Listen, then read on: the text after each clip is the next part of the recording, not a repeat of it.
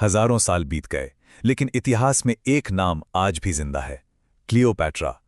ये कहानी उस रानी की है जिसने दुनिया के सबसे ताकतवर मर्दों को सिर्फ अपनी सुंदरता से नहीं, अपने दिमाग से घुटनों पर ला दिया। ये दास्तान है ताकत की, मोहब्बत की और एक बहुत बड़े धोखे की। लोग कहते हैं वो एक जादूगरनी थी जिसने रोम के शहंशाहों को अपने वश में कर लिया था। पर क्या ये सच है? क्या वो सिर्फ एक खूबसूरत चेहरा थी, या शतरंज की ऐसी खिलाड़ी जिसके सामने बड़े बड़े बादशाह भी मात खा गए? चलिए आज इस राज से पर्दा उठाते हैं। हमारी कहानी शुरू होती है 69 बीसी में, मिस्र के शानदार शहर अलेक्जेंड्रिया से।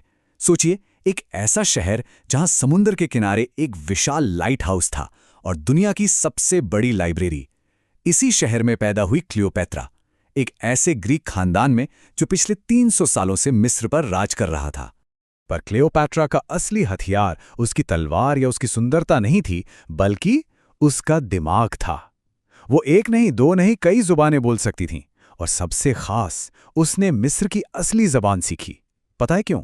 क्योंकि वो जानती थी कि लोगों के दिल जीतने हैं तो उनकी जबान में बात करनी होगी। साइंस हो या मैथमेटिक्स, वो हर चीज में माहिर थी। एक रानी से कहीं ज्यादा वो एक स्कॉलर थी। अब उस वक्त की दुनिया को जरा समझिए। एक तरफ था मिस्र, सोने से लदा हुआ, लेकिन जिनकी मिलिट्री पावर एकदम कमजोर हो चुकी थी। और दूसरी तरफ थी रोम की अनस्टॉपेबल आर्मी, जिसका नाम सुनकर ही बड़े बड़े साम्राज्य कांप जाते थे। क्लियोपैट्रा को पता था कि उसका देश एक राइप फ्रूट की तरह है, जिसे रोम कभी भी तोड़ सकता है। जब क्लियोपैट्रा सिर्फ 18 साल की थी, उसके पिता की मौत हो गई और उसे अपने 10 साल के छोटे भाई के साथ राज करना पड़ा। लेकिन उसके भाई के सलाहकारों ने धोखा दिया और 21 साल की उम्र में मिस्र की रानी को उसी के देश से निकाल दिया गया। वो अब एक भगौड़ी थी। पर क्लियोपैट्रा हार मानने वालों में से नहीं थी। उसे खबर मिली कि रोम का सबसे बड़ा जनरल जूलियस सीज़र अलेक्जेंड्रिया में है। यही मौका था। पर एक प्रॉब्लम थी, शहर पर दुश्मनों का कब्जा था। अंदर जाना मतलब सीधे मौत। तब उसने एक ऐसा प्लान बनाया जो या तो उसे तख्त तक पहुंचाता या फिर मौत तक। एक अंधेरी रात सीजर के लिए एक बड़ा सा कलीन तोहफे में लाया गया, और जब सीजर के सामने वो कलीन खोला गया, उसके अंदर से निकली 21 साल की क्लियोपैट्रा। जरा सोचिए वो सीन, 52 साल का पूरी दुनिया जीत चुका सीजर और उसके सामने 21 साल की एक लड़की जिसकी आंखों में डर नहीं, आग थी। सीजर उसकी हिम्मत और दिमाग से इतना इंप्रेस हुआ कि उसने उसी वक्त फैसला कर लिया, वो क्लियोपैट्रा की मदद करेगा और उसे मिस्र का तख्त वापस दिलाएगा। सीजर की मदद से क्लियोपैट्रा फिर से मिस्र की रानी बन गई। जल्द ही उनका एक बेटा हुआ जिसका नाम रखा गया सीजरियान, मतलब छोटा सीजर। क्लियोपैट्रा अब सिर्फ मिस्र की रानी नहीं रही, वो सीजर के साथ रोम भी गई, जहां कुछ लोगों को एक विदेशी रानी की बढ़ती ताकत से नफरत होने लगी थी। लेकिन कहानी में एक ट्विस्ट आया। सीजर का कत्ल हो गया। क्लियोपैट्रा को अपने बेटे के साथ वापस मिस्र भागना पड़ा। रोम में पावर के लिए जंग छिड़ गई, और इस जंग से उभरा एक नया हीरो, या कहूं विलन, मार्क एंटनी। वो सीजर का दोस्त था और अब दुनिया के सबसे ताकतवर लोगों में से एक। उसे अपनी आर्मी के लिए पैसा चाहिए था, और बेशुमार पैसा किसके पास था? क्लियोपैट्रा के पास। एंटनी ने क्लियोपैट्रा को तार्सस बुलाया, और क्लियोपैट्रा आई, लेकिन एक रानी की तरह, एक सोने के जहाज पर एक देवी की तरह सजकर। एंटनी उसकी शान और दिमाग से इतना प्रभावित हुआ कि वो उसके प्यार में पड़ गया। उन्होंने एक ऐसी अलायंस बनाई जिसने पूरी दुनिया को हिला दिया।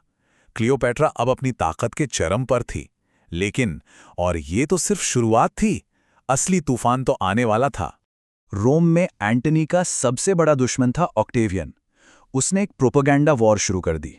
उसने रोमन्स के कान भरने शुरू कर दिए कि एंटनी एक विदेशी रानी के जादू में अंधा हो चुका है और क्लियोपैट्रा रोम पर कब्जा करना चाहती है। और फिर ताश के पत्तों की तरह सब कुछ बिखर गया। 31 बीसी में एक्टियम की समुद्री जंग में उनकी हार हुई। मार्क एंटोनी को एक झूठी खबर मिली कि क्लियोपैट्रा मर चुकी है। इस सदमे में उसने अपनी ही तलवार से खुदकुशी कर ली और क्लियोपैट्रा की बाहों में दम तोड़ दिया। एंटोनी जा चुका था। क्लियोपैट्रा बिल्कुल अकेली थी। ऑक्टेवियन की सेना ने उसे गिरफ्तार कर लिया। क्लियोपैट्रा को पता था कि अब क्या होगा। ऑक्टेवियन उसे जंजीरों में बांधकर रोम की सड़कों पर घुमाएगा, अपनी जीत का सबूत बनाकर। एक रानी के लिए इससे बड़ी जिल्लत क्या हो सकती थी? पर क्लियोपैट्रा किसी और के लिखे हुए अंजाम को कबूल करने वाली नहीं थी। उसने अपनी किस्मत हमेशा खुद लिखी थी और आखिरी पन्ना भी वो खुद ही लिखने वाली थी। 12 अगस्त 30 BC उसने मौत को गले लगा लिया। कहते हैं एक जहरीले सांप से खुद को दसवाकर गुलामी की जिंदगी से बेहतर उसने रानी की मौत चुनी। उस दिन सिर्फ एक रानी नहीं मरी थी, उस दिन मिस्र की 3000 साल पुरानी आजादी भी खत्म हो गई थी। वो मिस्र की आखिरी फेरो थी। उसके बाद मिस्र रोम का सिर्फ एक छोटा सा हिस्सा बनकर रह गया। तो फिर आज 2000 साल बाद भी हम उसे याद क्यों करते हैं? सिर्फ उसकी सुंदरता के लिए? बिल्कुल नहीं। हम उसे याद करते हैं क्योंकि वो मर्दों की उस दुनिया में अपने दिमाग के दम पर राज करने वाली औरत थी। वो अपने देश को बचाने के लिए आखिरी सांस तक लड़ी। उसने साबित किया कि असली ताकत चेहरे में नहीं, दिमाग और हिम्मत में होती है। तो आखिरी सवाल यही है, क्या क्लियोपैट्रा सच में हार गई थी या अपनी मौत खुद चुनकर और इतिहास में हमेशा के लिए अमर होकर वो आखिरी बाजी भी जीत गई?